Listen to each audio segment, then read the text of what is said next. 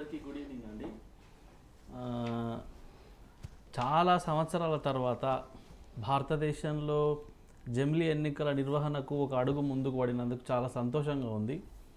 అయితే ఇందాక అన్నగారు చెప్పినట్టు జమిలీ ఎన్నికలు అసలు దేశానికి మంచివా కాదా, లాభమా నష్టమా, ఎవరికి నష్టం ఎవరికి లాభం అనే చర్చకు పోయే ముందు ఇందాక ఒక విషయాన్ని నేను అబ్జర్వ్ చేసిన, పిచ్చోడి చేతిలో రాయి 100%. అయితే జమిలీ ఎన్నికలకు ముందు అంటే పెద్ద విశ్లేషణ చేసే కంటే ముందు ఒక చిన్న విషయాన్ని చెప్తాను నేను జమిలీ ఎన్నికల గురించి. ఈరోజు ఒక ఇంట్లో అందరు కూడా వినాలి విషయం. ఈరోజు ఒక ఇంట్లో ఒక పేద కుటుంబంలో కానీ లేకపోతే ఒక రిచ్ కుటుంబంలో కానీ ఇద్దరు అమ్మాయిలు ఉంటారు. ఇద్దరు అమ్మాయిలకు సంబంధించి విడివిడిగా పెళ్ళిళ్ళు చేస్తే ఆ కుటుంబానికి లాభమా, లేకపోతే ఇద్దరికి కలిపి ఒకేసారి పెళ్లి చేస్తే లాభమా? ఇది ప్రజలు తర్వాత ఒక్క నిమిషం నేను చెప్పే విశ్లేషణ అర్థం చేసుకోండి.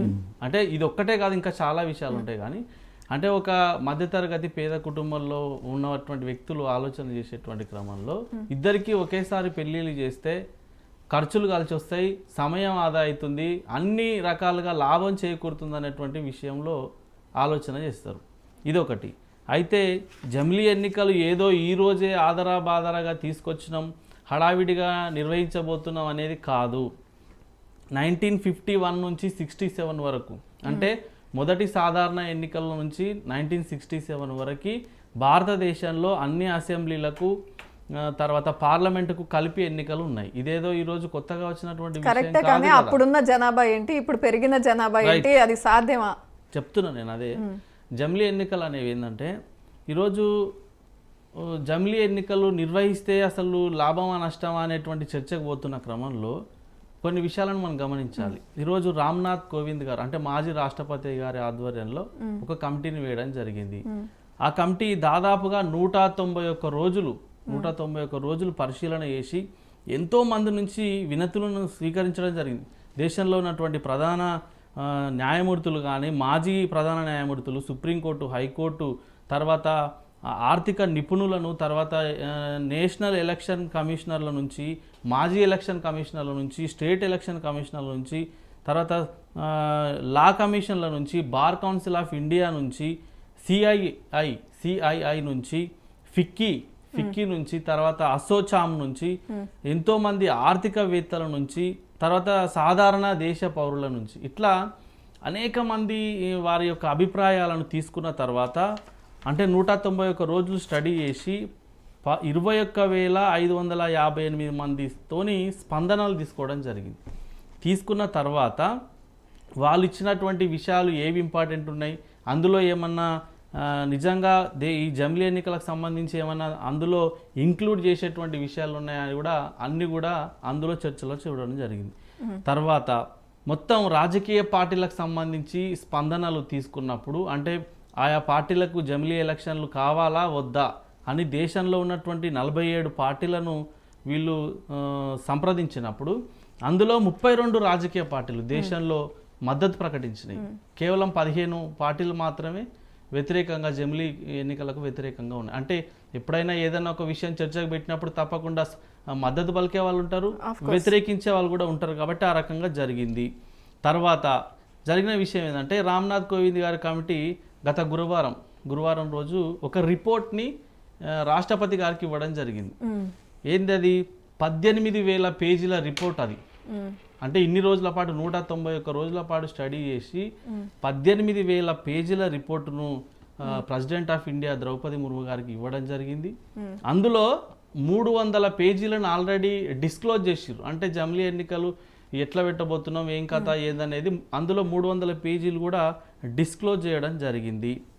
తర్వాత ఇచ్చిన తర్వాత 129 రాజ్యాంగ సవరణ చేయాలని దాని ప్రకారం ఆ కమిటీలో పెట్టడం జరిగింది రిపోర్ట్లో. దీని తర్వాత పార్లమెంట్లో మొన్న ఓటింగ్ కూడా పెట్టడం జరిగింది. లోక్సభలో 269 పాజిటివ్ ఓట్స్ రావడం జరిగింది, 198 అనేది వ్యతిరేకంగా ఓట్లు వేయడం జరిగింది. ఇది ఒక తంతు. అయితే ఇప్పుడు ఈరోజు ఇన్ని రకాల పార్టీలను సంప్రదించి దేశంలో ఇంతమంది పౌరుల చేత, న్యాయ నిపుణుల చేత, ఆర్థిక నిపుణుల చేత, ప్రధాన కమిషనర్ల చేత, సమాచార కమిషనర్ల చేత ఇంతమందితో ఈరోజు కమిటీ ఒక నివేదికను సమర్పించిన తర్వాత, ఒక అడుగు ముందుకు పడిన తర్వాత జమిలీ ఎన్నికల వల్ల మంచిదా కాదా అనేది చర్చ పెట్టడం అందరికీ కూడా మంచిదే. ఎందుకంటే నిజంగా జమిలీ ఎన్నికలు వస్తే దేశానికి మంచిదా కాదా అనే చర్చలో మనం కొన్ని విషయాలను గమనించాలి. ఒకటి, అయ్యా ఈ దేశంలో ఎప్పుడు కూడా అంటే 2 నెలలకో 3 నెలలకో ఏదో ఒక రాష్ట్రంలో ప్రతి సందర్భంలో ఎన్నికలు జరుగుతూ ఉన్నాయి. జరుగుతున్నటువంటి క్రమంలో మీరు ఆలోచన చేయండి ఒకసారి, ఎప్పుడు ఈ 2-3 నెలలకు ఒకసారి ఎన్నికలు జరుగుతున్నప్పుడు మోడల్ కోడ్ ఆఫ్ కండక్ట్ అని ఉంటుంది, ఎన్నికల కోడ్. ఈ ఎన్నికల కోడ్ వల్ల ఆ రాష్ట్రంలో కానీ ఆయా రాష్ట్రాల్లో జరుగుతున్నటువంటి ఎన్నికల సందర్భంగా కానీ అక్కడ అభివృద్ధి అనేది కుంటుపడుతుంది.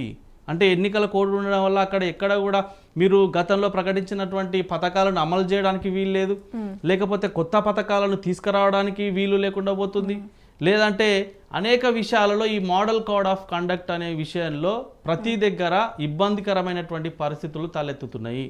ఇది కాకుండా ఖర్చు విషయంలోకి వస్తే కూడా ఈరోజు లక్షల కోట్ల రూపాయలు, వేల కోట్ల రూపాయలు ఈరోజు ఎన్నికల సందర్భంగా ఆయా రాష్ట్రాలలో ఉన్నటువంటి పొలిటికల్ పార్టీస్ కానీ, తర్వాత ఎలక్షన్ కమిషన్ కానీ అందరూ కూడా ఇబ్బందులు పడుతున్నటువంటి పరిస్థితి, వ్యయము చాలా ఎక్కువ అవుతున్నటువంటి పరిస్థితి.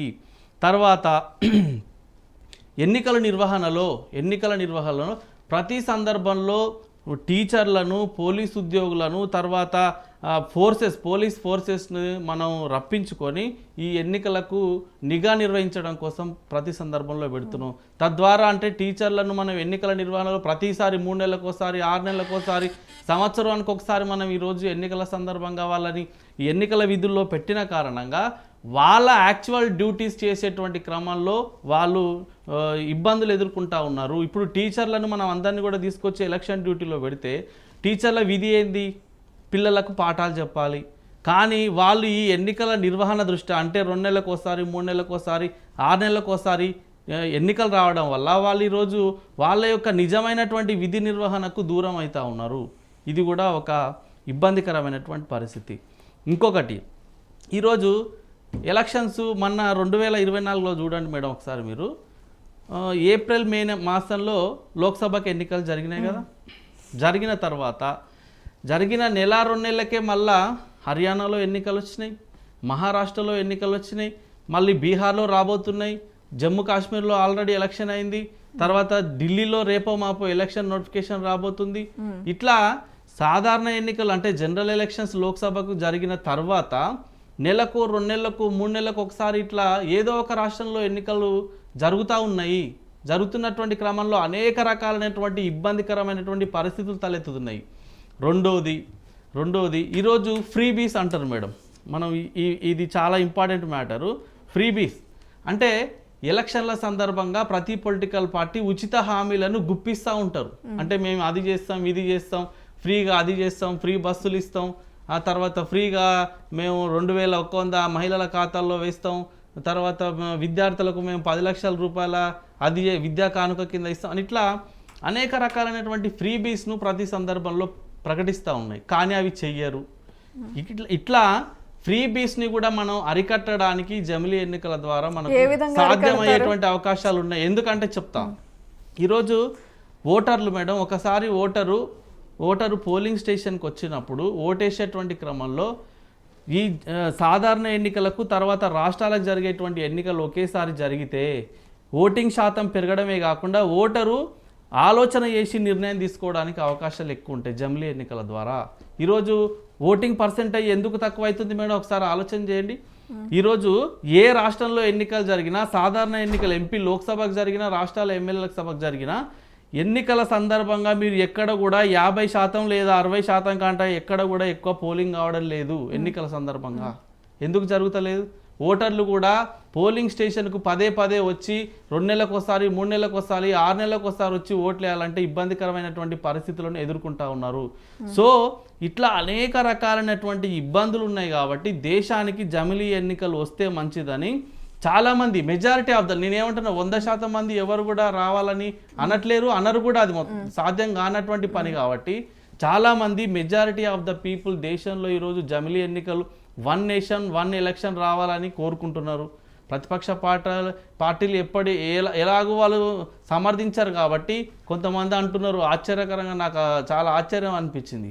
ఇది 1 నేషన్ 1 ఎలక్షన్ కాదు, 1 నేషన్ 1 ఎలక్షన్ కాదు, 1 పార్టీ 1 ఎలక్షన్ అని, లేకపోతే 1 మోడీ 1 ఎలక్షన్ అని ఇట్లా విమర్శలు చేసేవాళ్ళు ఎట్లాగూ చేస్తూ ఉంటారు. కానీ ఇది ఒక దూరదృష్టితోనే ఆలోచన చేసినటువంటి ప్రణాళిక జమిలీ ఎన్నికలు అనేవి. ఈరోజు భారతీయ జనతా పార్టీ హడావిడిగా తీసుకొచ్చి ఏదో ప్రజల మీద రుద్దాలి, దేశం మీద రుద్దాలి, మళ్ళీ ఎన్నికల్లో మేమే లబ్ధి పొందాలి అనేటువంటి దురుద్దేశంతో చేసినటువంటి ఆలోచన కాదు. ఒక 10 సంవత్సరాల తర్వాతనా, 5 సంవత్సరాల తర్వాతనా, లేదా 2047లనా ఏదో ఒక రకంగా జమిలీ ఎన్నికలు దేశంలో నిర్వహణ చేస్తే ఈ ప్రాబ్లమ్స్ అన్ని కూడా మినిమైజ్ చేయొచ్చు. ప్రజలకు చేకూరే లాభం ఏంటి జమిలీ ఎలక్షన్స్ వల్ల? నేను అంటున్నా, బీజేపీ పార్టీ ఏం చెప్తుంది? ఇదే మేడం నేను చెప్తున్నా కదా, పదే ఎన్నికలు జరగడం ద్వారా అనేక రకాలైనటువంటి సమస్యలు ఉన్నాయి. ఇందాక నేను చెప్పినా కదా, అధిక వ్యయము, వ్యయ ప్రయాసాలు ఎక్కువ కావడం, తర్వాత ఓటింగ్ శాతం తక్కువ నమోదు కావడం, ఉద్యోగులను అంటే మనం ఎన్నికలకు నిర్వహించేటువంటి ఉద్యోగులను వాళ్ళందరినీ కూడా పదే వాళ్ళని వినియోగించి వాళ్ళ విధులకు ఆటంకం కలగడం, 3-4 నెలలకు ఒకసారి ఎన్నికలు రావడం ద్వారా ఈ మోడల్ కోడ్ ఆఫ్ కండక్ట్ ఏదైతే ఉన్నదో ఎన్నికలకు సంబంధించి ఎన్నికల కోడ్ ద్వారా అభివృద్ధి కుంటుపడుతుంది, అభివృద్ధి పథకాలను మనం అమలు చేయలేం. ఇట్లా అనేక రకాలైనటువంటి ఇబ్బందులు ఉన్నాయి. అయితే ఇంకొక విషయం మేడం, ఈరోజు జమిలీ ఎన్నికలకు సంబంధించి ఈరోజు కొత్తగా రామ్నాథ్ కోవింద్ గారి కమిటీ ఇప్పుడు వేసింది కాదు. 1999లో బీపీ జీవన్ రెడ్డి గారి కమిటీ కూడా సిఫార్సులు వేయడం జరిగింది. అంటే ఒకేసారి దేశంలో ఎన్నికలు నిర్వహిస్తే మంచిదా కాదా, లాభమా నష్టమా అనేటువంటి విషయంలో 1999లోనే బీపీ జీవన్ రెడ్డి గారి ఆధ్వర్యంలో కమిటీ చేసి సిఫారసులు తీసుకోవడం జరిగింది. తర్వాత 2018లో లా కమిషన్ కూడా సిఫారసులు ఇవ్వడం జరిగింది, అయా జమిలీ ఎన్నికలు పెడితే మంచిదే అని చెప్పేసి. ఇది కాదు, నీతి ఆయోగ్ కమిటీ ఏదైతే ఉందో నీతి ఆయోగ్ కమిటీ ఏం చెప్పిందంటే 2.5 సంవత్సరాలకు ఒకసారి దేశంలో ఎన్నికలు జరిగితే బాగుంటుందని చెప్పేసి రిపోర్టు కేంద్రానికి ఇవ్వడం జరిగింది గతంలో.